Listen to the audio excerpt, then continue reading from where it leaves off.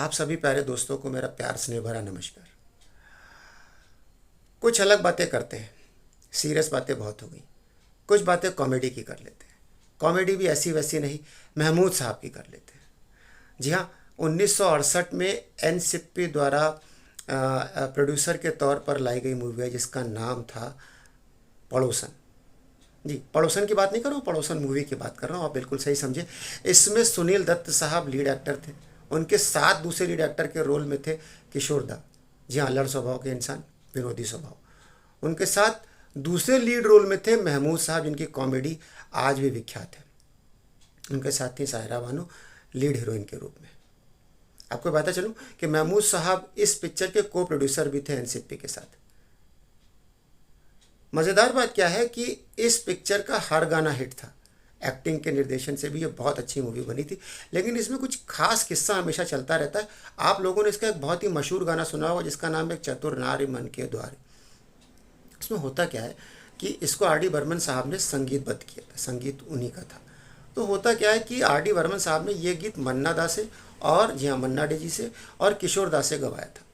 अब देखिए, एक फ़र्क समझ के चलिए कि किशोर दा जो हैं वो एक सिंगर हैं, प्लेबैक सिंगर हैं, उनकी लय सुरताल अच्छी पड़ जाती है। इसका किस्सा मैंने बताया था कि इस तरह से उनका हंसिया पे पैर पड़ा, फिर वो एडमिट हुए और दिन भर रोते रहे, फिर उनकी आवाज़ सही हो गई। लेकिन मन्ना डे साहब एक ट्रेंड सिंगर, एक बहुत ही पार्श्व गायन उनका उम्दा।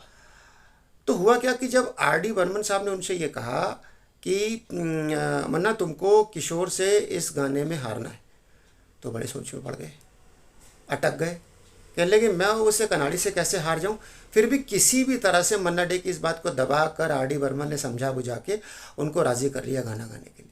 ये बात किशोर दा को पता चली।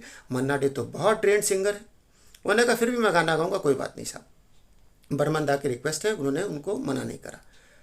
अब जब वो गाना गाने के लिए गए तो गाना रिकॉर्डिंग शुरू हुई तो होता क्या था कि मन्ना डे साहब बहुत कॉन्फिडेंस से गाते थे, लेकिन उनके कॉन्फिडेंस क्या कि किशोर दा अपना डबल कॉन्फिडेंस लगा देते थे। बीच में कुछ वो ऐसा कर देते थे कि मन्ना डे का कॉन्फिडेंस हिल जाता था। इसी गाने में, जी हाँ, एक चतुर नारी मन के द्वार वाले गाने में एक जगह पीछे आपने देखा होगा एड़े एड़े करके मन्ना डे साहब गा रहे हैं। ये बात सुन के किशोर दा बीच में चिल्लाने लगे उनके इस गाने के ऊपर, अरे ओ एड़े सीधे हो जा रे, हाँ सीधे हो जा रे। ये देख के मन्ना डे घबरा गए क्योंकि ये लाइन तो उसमें थी नहीं, और रिकॉर्डिंग स्टूडियो के अंदर से बर्मन दा की तरफ देखने लग गए। मन्ना डे की इस इशारे को बर्मन दा समझ गए कि वो कुछ इशारा कर रहे हैं, किशोर दा सही नहीं गा रहे। फिर भी उन्होंने कहा ठीक है गाते रहो, रिकॉर्डिंग सही जा रही है। ये अल्लड़पन किशोर दा का था। मन्ना डे साहब हमेशा कहते थे किशोर के साथ गाना हो तो सरप्राइज़ के लिए तैयार रहो, वो कभी भी कुछ ऐसा कर सकता है कि जिससे आपको हिचकिचाहट तो होगी लेकिन आप बोल नहीं पाएंगे। खुद किशोर दा ये कहते थे कि वो बहुत ही विनोदी व अल्लड़ स्वभाव के हैं, वो खुद नहीं जानते वो कब क्या कर बैठते हैं। पड़ोसन पिक्चर सुपरहिट पिक्चर थी। कॉमेडी के लिहाज से परिवार के साथ आप बैठ के देख सकते हैं, देखने का भरपूर आनंद लोगों ने उठाया। आज भी जब ये मूवी आती है तो लोग इसका पूरा आनंद उठाते हैं। आपको कैसा लगा किशोर दा मन्ना डे के बारे में, पड़ोसन पिक्चर और महमूद के बारे में जानकारी जानकर? क्या आपको अच्छा लगा? तो प्लीज़ वॉच करिए, सब्सक्राइब कीजिए, अपना प्यार स्नेह मुझ तक पहुँचाइए। Thank you very much.